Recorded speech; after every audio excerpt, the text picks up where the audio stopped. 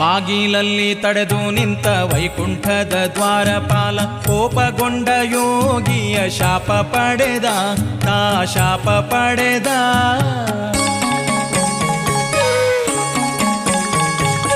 ಬಾಗಿಲಲ್ಲಿ ತಡೆದು ನಿಂತ ವೈಕುಂಠದ ದ್ವಾರಪಾಲ ಕೋಪಗೊಂಡ ಯೋಗಿಯ ಶಾಪ ಪಡೆದ ತಾ ಶಾಪ ಪಡೆದ. ರಾಗವನ್ನು ನೀಗದೆ ಭವರೋಗಿಯಾಗಿ ಮೆರೆದ ಜಯ ವೈಕುಂಠದ ಬಾಗಿಲಿಂದ ಭೂಮಿಗಿಳಿದ ತಾ ಭೂಮಿಗಿಳಿದ.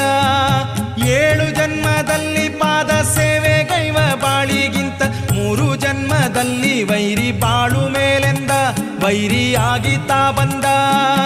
7 ಜನ್ಮದಲ್ಲಿ ಪಾದ ಸೇವೆ ಗೈವ ಬಾಳಿಗಿಂತ 3 ಜನ್ಮದಲ್ಲಿ ವೈರಿ ಬಾಳು ಮೇಲೆಂದ ವೈರಿಯಾಗಿ ತಾ ಬಂದ. ನರಸಿಂಹ